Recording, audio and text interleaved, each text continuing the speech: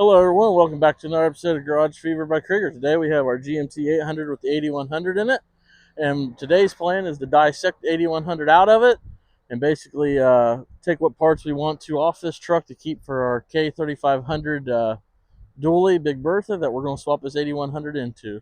So let's go ahead and dive into it.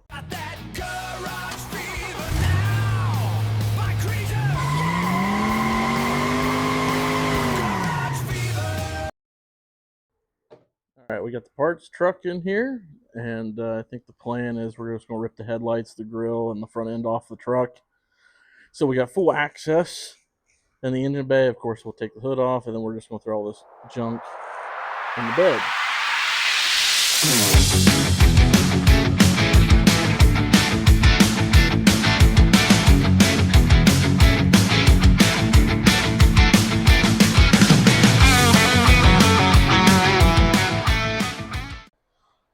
All right, we got the front bumper, grill assembly, headlights out.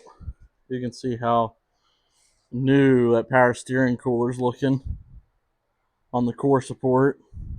That probably had about 5 years of life left in it, I'm sure.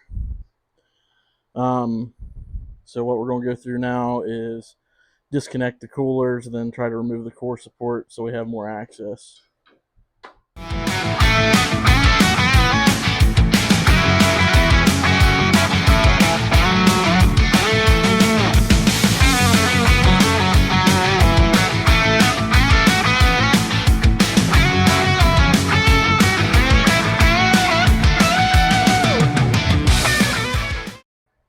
All right, we got the clutch fan off.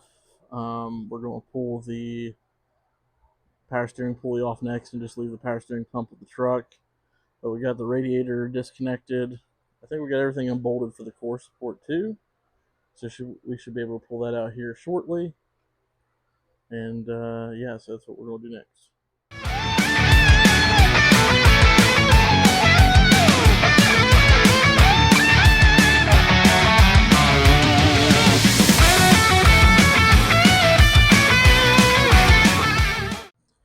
Okay, have a little bit of update. We got the pulley off the power steering pump, but we took the accessory bracket off of the alternator on it as well. But there's another bracket down in here with a bolt through it that we need to take off so we can get the pump off. All right, we got that nuisance of a power steering pump unbolted finally. So with that out of the way, I'm going to go through and undo all the manifold bolts and any miscellaneous connectors or hoses that's still connected to the engine on top. And then Tyler there is going to undo the torque converter bolts and probably bell housing bolts. Okay, current status. The Y pipe is off. The exhaust manifolds are unbolted. We're getting pretty close. We're pulling this engine out of this truck. Well, this is about 5 days later. We got this 8100 donor truck back in here. We're just going to yank the cab off to get to all the bell housing bolts, torque converter bolts, and then we'll just be able to remove all the assemblies with ease from the top of the frame. That's the thought process. Quick stuff first. Oh, that was sparkler wire. Not this guy. I need an actual hose cutter. This thing's duller than a butter knife. Flip that sucker around.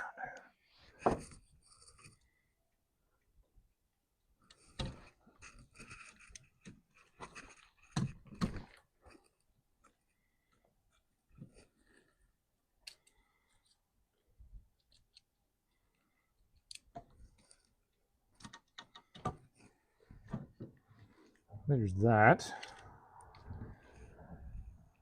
Now we can disconnect the AC. AC appropriately. I mean, it's already been properly evac'd because someone else before us has already emptied the thing.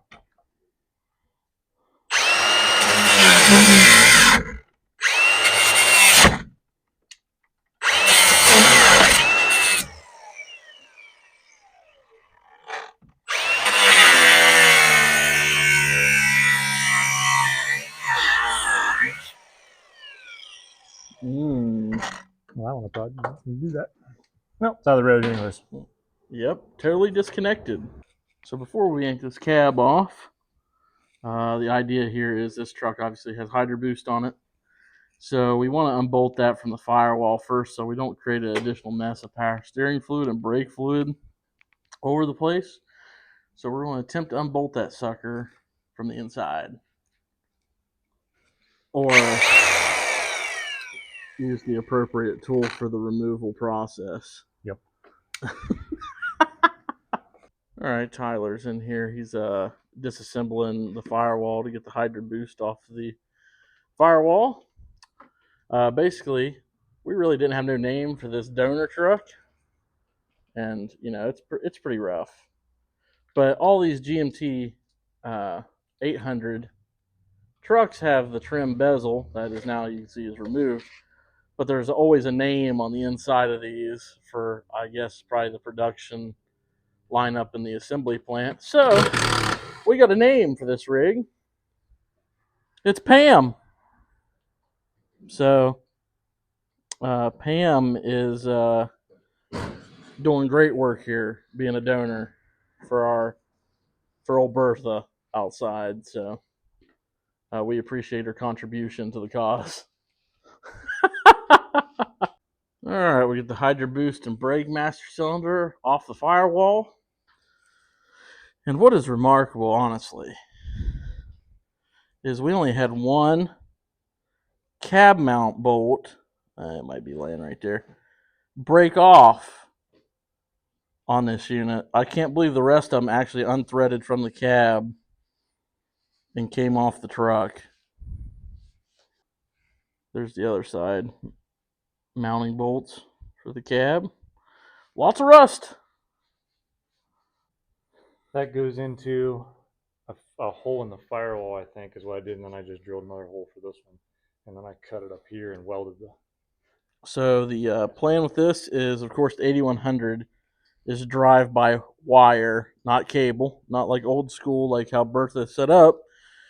So what we're going to do is use this for the 8100 swap, but we're going to remove, we're going to remove the GMT 800 gas pedal and replace it with the GMT 400 gas pedal so it looks factory. So here we just initially started lifting the cab, and this is just a little walkthrough of, we were looking for things that might still be attached to the body as we were lifting, or we were just looking around to make sure nothing was getting caught while we were lifting up the cab. So that's all I was doing here, was just a quick walk around.